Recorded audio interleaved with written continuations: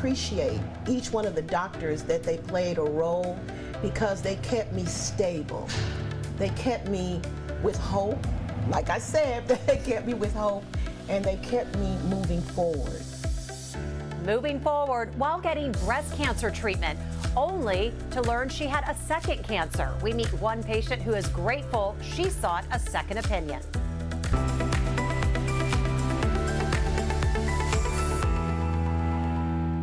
And good morning, happy Friday. I'm Jessica Lovell and welcome to the Morning Medical Update. Yolanda Irvin is now a strong believer in the power of a second opinion. It's what led her here to the University of Kansas Cancer Center and what she calls her incredible team of doctors. That team saved her life, allowing her to pursue her new mission in life.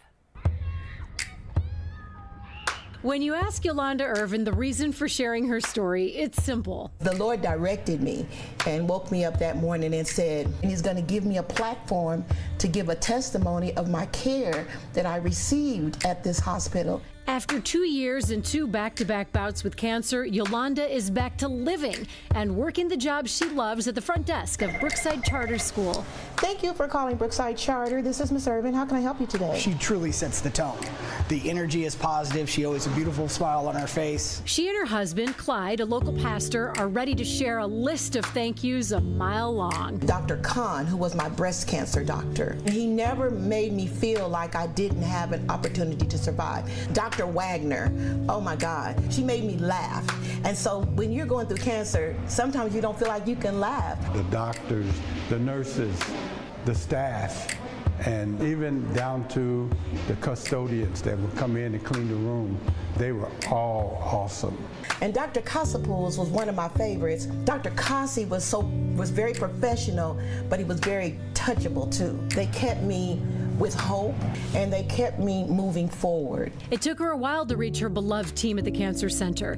When Yolanda was first diagnosed with breast cancer, she was getting her care elsewhere. In my community, a lot of people don't know the power of a second opinion. My daughter and my family said, let's get a second opinion, and let's go for the best. Switching to the University of Kansas Cancer Center was a decision Yolanda believes saved her life. They had better equipment. They were actually able to pinpoint my diagnosis. They did not hesitate to get me into every particular test that I needed promptly. But in the middle of her breast cancer treatment, Yolanda would be dealt a stunning blow. It was a definite 1-2 punch. Unrelated to the breast cancer, she also had stomach cancer. No one really knows what it feels like when you get cancer, but then to be told you got another cancer that's not even related, it can be so mind-boggling. Well, I didn't blame God, but I had a few questions. She stayed the course with her treatments. Her final surgery, August 26, 2022. Yolanda is now cancer-free, and she has a new mission, helping others traveling the same journey she just navigated. But I want to be able to have an area in the inner city community. When patients are going through cancer, there's a lot of small things that are overlooked. One of the things that's overlooked is, what am I going to fix for my children for dinner today? I want to go to my appointment, but I don't have anybody to drive me there. So sometimes it's very difficult. Oh man, it's a God thing. She is one of the most motivating people that you will ever meet. Speaking of God, Yolanda says she no longer asks him why she got cancer twice. She knows it was a catalyst leading her to this next mission.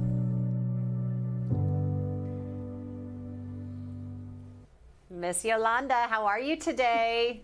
I'm doing good. How are you? Oh, I'm so good, and we're just excited to have you today. We're going to hear more about your mission and your story, so hang tight.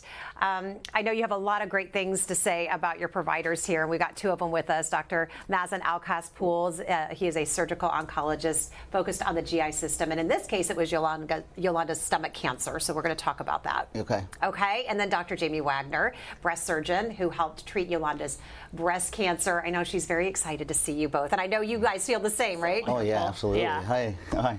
Good morning. Good morning. Good morning. All right, Yolanda, before we get started, tell us about the shirt. This is my favorite television. It's called my television shirt. I looked for hours to find it.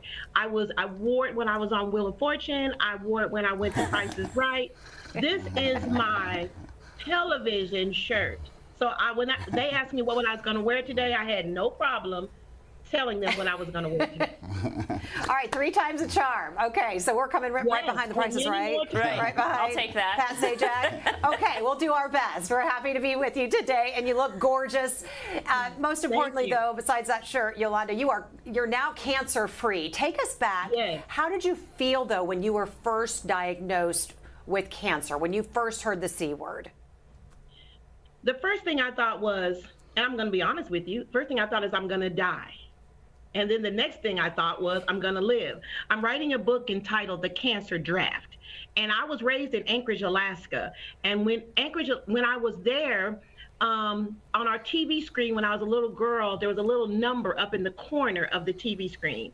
And I asked my mother, what is that number? She said, that's the draft. When people have to go to the Army, there's a little number up there and you're supposed to report. Well, I didn't understand it fully, but that's the way I felt about how when I received the news that I had cancer, that so many other people that I knew and that I loved had been dealt that card. And now it was my turn. Just like it was their turn to go to the service, now it was my turn to go through that battle. Yeah, your turn to step up to the plate and make a difference, which is what you're doing now. Tell us, though, how you were first diagnosed with cancer. Yolanda, did you feel a lump? What did you notice? I actually had kind of bumped my right side one day at work. And so I just thought I had just developed a little bump there because of that. And actually, my husband, who was in stage 4 colon cancer at the time, it was also the day that we actually closed the country down.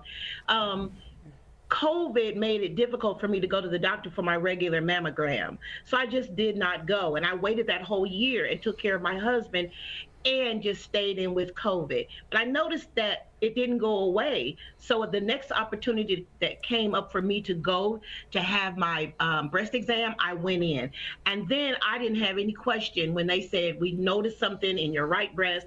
And I said, it's right here, isn't it? And they said, yes. And that's how I actually found out. Well, and Yolanda, and we'll talk with Dr. Wagner about that, but this is something that's concerned her all along with COVID, is that people were putting their screenings off because of the pandemic and coming in a year later. Right. And so, but through all of this, your family actually pushed you to get a second opinion before you came here. What did you know about the health system before you came through the doors? Well, I hope you don't edit this part, but I thought that KU Hospital, that's what we called it back then, the University of Kansas Health System now, I thought it was for only the rich. I thought you had to be a certain color, gender. They were only going to test you. They weren't going to really help cure you.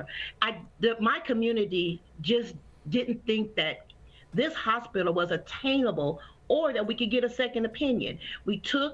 I did it. I took what the doctor said and I went with it. It was my community hospital. But I didn't have a clue that I could go outside of my community, outside of my environment, and check out a hospital that had a specialty in cancer. I just didn't believe it. So that's what I thought. I thought I wasn't able to go to a hospital like that. I call the University of Kansas Health System, I call them a metropolis. They are huge. And I watched them grow. So why shouldn't I be able to go? I think I can make that an acronym. Yeah, I think you could. Yolanda, this show is live, so there's no editing. And never in a million years would I edit that out. That's one of the most powerful things we've heard here on this program. And I want to bring in your doctors because I looked over at them to imagine that someone like this woman sitting here with us today thinks that she doesn't belong here, that she wouldn't have access to us. Jamie, what's it like to see her here with us today? Oh my gosh, she is just a beautiful joy to see. The way she proceeded through her entire journeys, because she's had to, as you were just describing, is with poise and grace. And I absolutely know that her faith was a very strong part of that, which I enjoyed really having the opportunity to help her through that journey. So let's dig in, because you brought some images of her mammograms. Let's see what those look like. What were you looking at, and then what were you able to tell her? Well, through our process, and this is really what we do as an NCI designated cancer center for the breast program, is we evaluate outside images, and then anything that we might want some clarity on, we obtain a few more. And that's really what we're seeing here is we did see the biopsy spot, and that prominent white in the middle is the biopsy clip that she had from the outside institution. But we saw a lot more asymmetry within the breast that brought some concern. Said maybe we should do a little bit more imaging. So that's really what that first picture was. And then this is the ultrasound. And we saw a mass that had not been biopsied. And so that was really what we felt needed additional workup, because it can make a really big difference, as what we saw in Yolanda's case. We proceeded with getting an MRI, and what you're seeing on the left really is the fact that there was a lot more going on, much more extensive than what had originally been remarked on. But the right picture, I think, is the wonderful part. That is her MRI after she had completed chemotherapy, and she had such a fantastic response. And this is really, I think, demonstrating what she commented on, the advances we have made across all of cancer, but it includes imaging. And we have phenomenal, specially trained, fellowship trained breast imagers here, breast radiologists, but it's also the policies, the protocols that go into how we use that more advanced equipment, and really staying at the forefront of anything new that's coming out. So we want that for our patients. And does that advanced equipment and technology help when you have advanced cancers? And in this case with Yolanda, she said it, and you've heard this, and this is your fear, is that people, and Dr. Kaz, I know the same thing with you, is that people were going to put off their screenings because they didn't want to be out and about during this pandemic. How important, though, did that come in when you're talking about the screening and the technology used?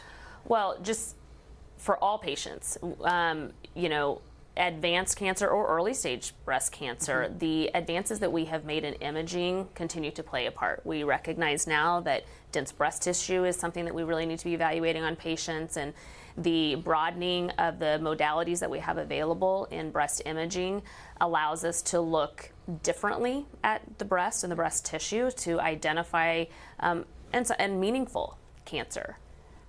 So chemo treatment, and you said she responded very, very well to it. She did, yeah. So Yolanda, here's your moment. I'm going to let you have at it. Dr. Wagner's here. What was it like working with her? She made me laugh. I put down all the things that the doctors were. They were confident, polite, they listened to me, they praised me for my progress, they watched signs of changes in my body, they had a genuine hope for my future in their eyes. I could see it. People, you look in people's eyes, you can say, oh, she's not telling me the truth, he's not telling me the truth. But each one of them had something different that they added to me. And one of them was Dr. Wagner, was laughter. When I walked into her office the very first time, scared that my breasts were going to look different. I had no idea. Now I'm 64. I was just glad I still had them. But the thing about it was I was married 43 years and I wanted them to look pretty similar. And so Dr. Wagner, the first thing she made me laugh about with my husband there, because he was at every appointment, she said, Miss Irvin, I said, Dr. Wagner, I need you to do this. Can you make it look this way? Can you, after you take out all this, what's going to happen over here? It's going to be imbalanced. She stopped me midstream. She said, Miss Irvin. I said, yes. She said, I got this. She said, don't worry. I got this. She looked over at my husband like, tell her. And he looked at me and said, she said she got this. So why are you worried? And I just bust out laughing and said, yes, ma'am, you got it. Do what you need to do. Do on both of them. Hey, if you got it, you got it. And that's the best. He gave me laughter. And that's the best thing to hear from someone. Something as simple as, I got this. I got this. You're smiling. What's it like to hear from her and know how happy she is? I think if anything, I'm very humbled that this has been her experience. And I know that we talked a lot about faith actually during some of our conversations, and she knows very well that I firmly believe that this was my calling from God, is to be a breast surgical oncologist and help shepherd my patients through this. But most importantly is being at the forefront all the time so that they are getting the very best care that they could get anywhere in this world. And I just so thrilled that that was what her experience was. It's a good way to end a week, isn't it? This Right, is a good Friday I know. chat to have Miss Yolanda with us today. Dr. Caspoles, we'll get with you in just one second. I have one more question for Dr. Wagner. And Yolanda had touched on this because we know that there are health disparities when it comes to communities of color, especially with breast cancer. We know that African American women tend to have higher advanced rates of breast cancer. Again, it goes back to why screening is so important. But how are we combating this? How are we approaching this in clinic? I mean, it's a huge problem, and we recognize that. I think recognizing it is first and foremost, and really trying to socialize and get word out. And that's where I think advocates like Yolanda will help us, I hope, in the future really move forward in just getting the word out that we are here for everybody. And also with that, I think what is very important is to recognize some of the things you said is those people who don't think that they have the right to be here are exactly the people that need to be here. They have the more advanced cancers. They need the clinical trials. They need the higher levels of therapy that we offer. And in our minds, there's no disparity. Like we want to take care of all patients. Access is absolutely part of it. It's not just their perspective of if they should be here or not. Part of it is just the challenges of them physically getting here. And that is what I know I particularly in my areas of research have a strong passion for figuring out how do we overcome that. And using technology that we have today as maybe another tool to help do that. It's the barriers that were here 20, 30, 40 years ago, we're starting to break those down. And That's they're right. the actual real barriers, like not being able to actually physically get here, right, Yolanda? Yes, because that is actually what caused me to come to KU Hospital. I felt like I had something to offer, and I knew God was directing me because he woke me up that day and he said, go to KU, go to the top and let them know. He said to me, you'll have a platform. And I didn't understand it then, but I do now. Some people don't feel like they have the right to a second opinion because they can't get there. So I said, there's somebody out there that'll say, here's a couple of vans. You go out and get people and you bring them yourself. You pick them up. Some may say, I wanted to come, but I didn't have anybody to watch my baby. So I just went to the one that's close for me to get to on the bus line. Well, no, maybe you'll pick them up. Maybe you'll have someone that can watch the children or a place where we can take you, drop off your child for a few hours, your infusion, whatever. The Hope Center, I hope to one day get a sponsor for the Hope Center that will be centered out of our building that we have that's almost abandoned. But I want people to be able to know about the hospital, know about a second opinion, but don't just know about it. What am I going to do to get them there? What organizations am I going to go to help them to get to the place where they can get help? I've lost friends because they were not able to get to where they needed to get to. So, hey, I got a lot of work to do. I'm telling you, University of Kansas Health System, you got your girl. I'll go in the community. I'll do it. I will do it. We have no doubt. We have no doubt. We're putting a lot of this on your shoulders, and I think you're going to carry us through, Yolanda. You were laughing alongside Dr. Wagner, and she was keeping you up through breast cancer. But then you stop laughing because then you find out you have stomach cancer as well. I want to bring in Dr. Caspoles and tell us a little bit about when you met Yolanda and the challenge of having someone who is now dealing with breast cancer and now they're your patient.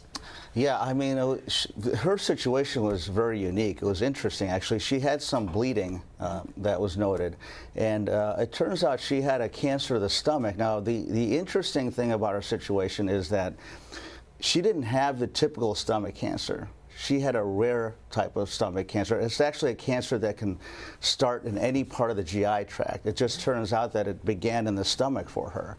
And I think the value of coming to a place like KU, an academic center, is we have a lot of experience in that type of cancer. And so it's not just me, obviously. The medical oncologists, others. We realized when I met her that the cancer that was in her stomach, which again is rarer, actually had a more favorable outlook.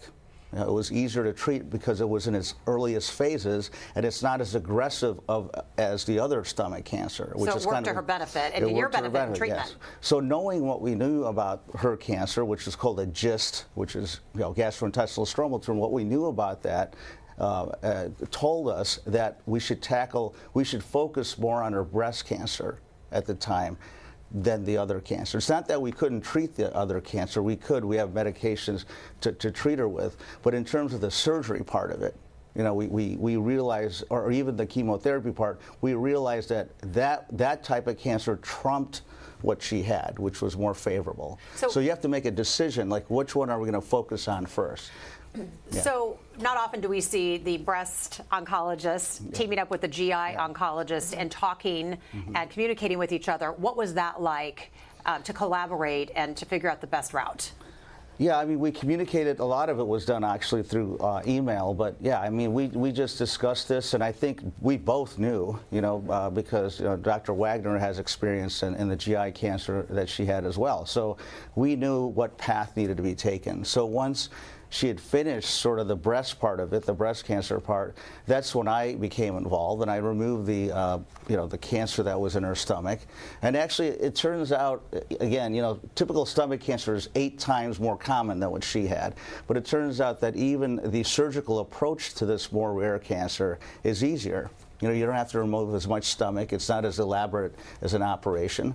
And all these things, I think, come with experience. Not every place understands these types of tumors and how aggressive they are. So knowing what we knew about GIST, the tumor she had, I think really made a difference. And I think Yolanda is an amazing person. I mean, it's just, the great thing about Yolanda is what people don't realize is that it's the attitude and the outlook has such a huge advantage than people think. It actually, studies show that outcomes are better, and also your psychology is better when you have a more positive outlook. So when I talked to her and explained these things to her, I think, it just I noticed it settled her down. She understood what was happening. Because you said she was very fearful. Yeah, she was very, very fearful. I mean, it's scary. You all got stomach cancer. Yeah, but it's not that kind of stomach cancer. So we got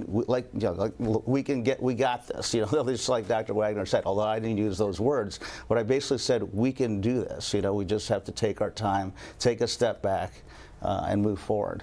All right, Yolanda, it's your turn with Dr. Alcaz-Pouls. Let him have it. What do you want to say to him? Dr. Alcaz-Pouls, I really appreciate you because you were my word of stability. That's what I put in my heart. When I was diagnosed with breast cancer, I thought, okay, I'm going to do this, but I had a GI bleed. And what Dr. Alcaz-Pouls didn't share is that I was in the hospital for almost 2 weeks with that GI bleed. And when they came in and told me about the cancer while I was in KU Hospital, Dr. Alcaz-Pouls came in, and I was sitting in a chair, I believe, beside the bed trying to recover and get my strength back. And Dr. Alcaz-Pouls is not a real tall man, but he came down to my level. Go ahead and say it, it's okay. He came down to my level. He came and knelt on one knee beside me, and my head was down, so I really was looking at him but not looking at him. And he came and got on one knee on the side of the chair, and he said, "Miss Irvin," he said, "you're going to be okay. You're going to make it. We got this. Let's handle this first, and then we're going to deal with this." That stable word told me that he believed that I was going to overcome that. I was going to get better, and then it would be his turn. And that stabilized me. All while I was in breast cancer, all while I was in surgery, radiation, chemo, it stabilized me that Dr. Alcaz-Pouls said, "You're going to get through this, and then we'll get to the other part."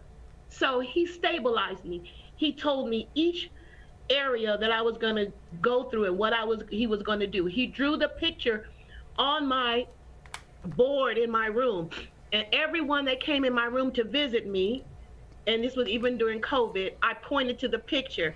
I said, "My doctor drew that picture. He showed me what he was going to do, and this is going to be my outcome. It's going to be good." He was my stable word. And I thank him for that. I thank him for that. You're welcome, but thank you. I don't realize how much I don't think a lot of patients don't get how much we get out of this, and KU, the reason we like working at the university or any academic program like a university is we actually enjoy the diversity of patients that come. I don't think people realize that. We often take a job like this because we want that. We want the diversity. It's really important to us. And I don't think most patients understand that. Yeah, that's really good point. That's why my job is going to be that. That's going to be my job. Right alongside that. Later and say, that's her job. That's her calling. Absolutely. All right, if you have questions for Yolanda or our doctors, go ahead and send those in to YouTube, Facebook. You could tweet us or send them to the Medical News Network. Info is there on your screen. Guess what? Dr. Hawkinson is gone, so he's going to let me do the COVID count today. I'm going to see if I can get this straight. So we have 20 total patients, 7 with active infections, 0 in the ICU, 0 on ventilators. So I'm happy to say that and report that news today. Any reporters with us? Okay, let's get to some community questions because we've got some good ones. Casey wants to know a little bit more about Yolanda's mission in her community. Where do we stand? What do you plan on doing? What's the plan of action, Yolanda? Well, we have a building that is an old building, but it is right in the center of the city. The city has like what they call 7 worst blocks of the city. And this building that we had for a church years ago is still sitting on that block. We want to renovate that building and have it be a center where people can come and they can actually sign up for assistance. They can call in. It's going to be called the Hope Center. And the Hope will stand for healing opportunities for people everywhere. That's the key word, everywhere. And in my community, we want to bring knowledge of the hospital to my community. They need to know. So that will actually be where we will start. We will provide transportation to help them get there. We will actually be able to help them in any area of support. Some people just need flowers. Well, there's a flower company out there that says my flowers are good at the end of the day and I'll just give them to you. And we'll turn right around and just give them to someone who's going through cancer who may not have a support system to even bring them a flower. It was COVID when my husband had cancer, and someone delivered flowers to my home once a week. And it changed the tone of me. When I had to prepare food for him, when I had to take care of him, the flowers were there and they meant a lot. So a lot of things like that will be done out of the Hope Center. Healing opportunities for people everywhere, especially in my community, so that they learn more about the hospital and what they have to give. Love it. Couple more questions. Jackie wants to know if someone has one cancer, does that automatically put them at a higher risk of developing a second cancer? Who wants to grab that?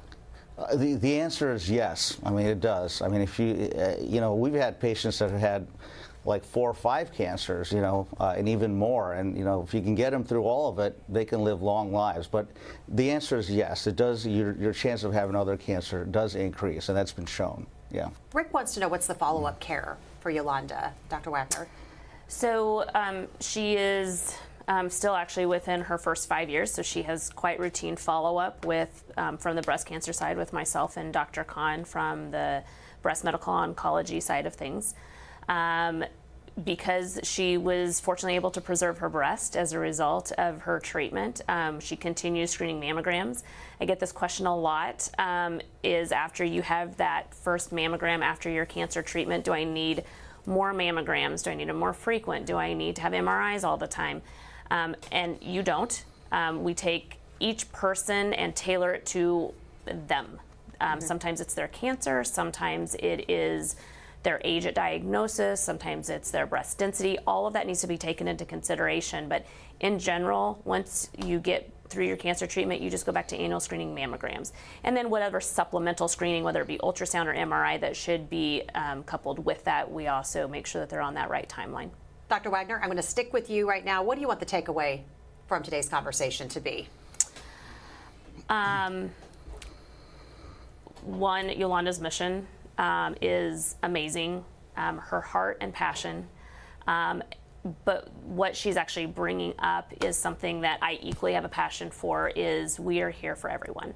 And like Dr. Alcas-Pools just said, we love the diversity. That's why we're an academic institution. You know, equally, studies are showing us right now that when we do clinical trials, and we do amazing clinical trials through our cancer center here, but across the country, the clinical trials outcomes are being underrepresented by the disparities that we see, and that goes to access. And we want to advance cancer across the board, and so we want to be here. We're recognizing it, and please come, because the second opinion makes such a difference. In breast cancer specifically, we know that when patients get a second opinion at an NCI-designated cancer center, their diagnosis and treatment can change as often as 43% of the time. Those numbers are big. Very big. And that was Yolanda's case, is by having this, she had a stage 0 cancer when she came to us, and ended up very dramatically from that second biopsy having a very aggressive type of cancer that was so successfully treated because she got the right diagnosis at the beginning. Dr. Alcas, final thoughts? Yeah, again, it's more focused on Yolanda. You know, the interesting thing is, you know, we try to guess what the community needs, but the most of us that work at a hospital, you know, we don't come from those communities. So it's critical that people like Yolanda, they need to educate us, you know, on how to get the word out, especially from an education standpoint. How do we get in the household? And you know, make sure people understand these things, because we don't know. Like, we just simply don't know. We try to guess, but asking the person who's actually there is the critical part. So we need more Yolandas. More Yolandas. Well, maybe yeah. not. She might just be enough. I'm wondering if this girl isn't enough. And Yolanda, your story is powerful. You are powerful. I have a feeling you're going to be wearing your TV shirt a lot more often in the future. So keep that handy. Keep it dry clean. Keep it steamed. It's got to be ready for you. Because I think if you start with this mission and opening this center, we're going to be hearing a lot more from you. And we really appreciate that. Thank you for sharing your story. What do you want people to take away from our conversation with you today? Don't give up hope and think that your future is so bleak. Get that second opinion, and very soon, probably after this broadcast, the university gonna say, hey, Ms. Irvin, come on over here and just work with us. We're just gonna make sure that you have everything you need. But we want the Hope Center, which is clearly healing opportunities for people everywhere, to be such a common thing that in my community, they'll say, what do I do, Ms. Irvin? What do I do? What do I do? Come on over here and let me show you what you can do. And then let me help you to get it done. And Yolanda, I think when people come to your center, you're going to be able to turn to them and say, hey, I've got this. We've got this. I might have to put that on the wall. You got this. That's going to be your slogan. That's the slogan. I love it. I love it. Well, you are a friend of the health system. You will be back. Thank you so much for sharing today. Stay in touch. Thanks to all of our guests, all of our viewers. Have a fantastic weekend. We'll see you back here Monday at 8. Coming up Monday on the Morning Medical Update, brain surgery couldn't remove all of Lisa Webb's tumor, so she became the very first adult patient to get proton therapy at the University of Kansas Cancer Center. I'm Jessica Lovell. On the next Morning Medical Update, we ask, where are they now? And check how Lisa's life has improved 1 year after finishing proton treatment. Monday at 8. Subscribe to our Morning Medical Update and Open Mics with Dr. Stites podcast. Now everywhere podcasts are available.